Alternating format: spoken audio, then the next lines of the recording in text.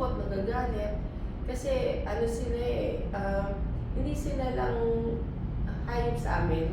Nagluluksa si Ricky at Angel matapos pumanaw ang kanilang dalawang alagang aso sanhi ng parvovirus, isang sakit na mabilis kumalat at nakakamatay para sa mga hayop. Hinala ng mga may-ari na kuha ng kanilang mga alaga ang virus sa isang local na pet clinic. Ayon sa kanila, dinala ang isa sa kanilang alagang aso para sa isang nakatakdang operasyon. Ngunit makalipas ang ilang araw ay nagpakita na ito ng sintomas ng virus. Yun, nung nakita namin na nag-positive na, yung 3 ang naiwan, yung 4 pinauwi pa. Yun, ang pinakaano natin, kung halimbawa na nakitaan pala na gano'n na nag-positive na, wag nang iuwi or wag nang pauwiin talaga. Wag nang pauwiin din ng vet, ng clinic. Noon, nung dog ko, wala naman silang sakit eh. Dinala ko lang yung isa eh, doon nakuha.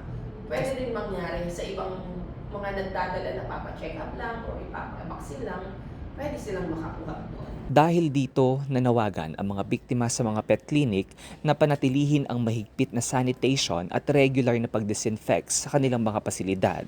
Giit nila, dahil maraming hayop ang labas-masok sa mga clinic, malaki ang posibilidad na maging breeding ground ito ng mga sakit at maaaring makahawa. Pag nandun yung symptoms, nagtaitsuka na, confinement na agad siya. So, huwag na siyang pilitin away. Kasi kahit na napainom na namin sila ng gamot, pero dahil nga namamaga pala dito pa nila, kaya susuka rin nila yung gamot. So, hindi rin talaga mag-apply. So, the only way na medication na effective sa kanila is through IV talaga, swero talaga, dadaling gamot. Kasalukuyang nakalagak ang mga labi ng mga aso sa Beloved Pets Memorial Place. Ayon sa pamunuan ng nasabing memorial service, tunay na nakakaalarma ang pagdami ng kaso ng parvovirus sa lungsod. Sa kanilang huling datos, lumalabas na sa 89 na kaso ng pagkamatay ng aso na kanilang hinawakan, 10% ang kumpirmadong nasawi dahil sa parvo. It's pretty alarming kasi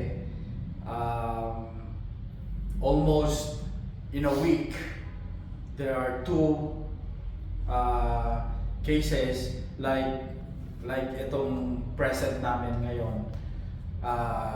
It's very strange na magkasunod na araw,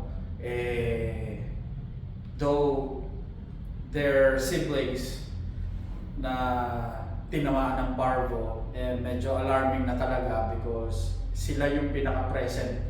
Yung mga nauna sa kanila, talagang every week, there are almost 2 or 3 sa isang linggo, ganyan, dumarating dito.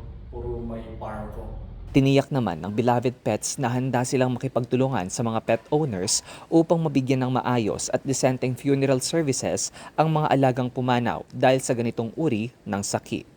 Sa kasalukuyan, sinisikap pa ng Ainus Pasig na makuha ang panig ng City Veterinary Office upang malaman ang opisyal na bilang ng mga naitatalang kaso ng parvo sa buong lungsod at kung anong mga hakbang ang ginagawa ng lokal na pamahalaan upang mapigilan ang pagkalat nito. Ako si Philbion para sa latest ng Ainus Pasig. Balitang totoo, serbisyong tunay.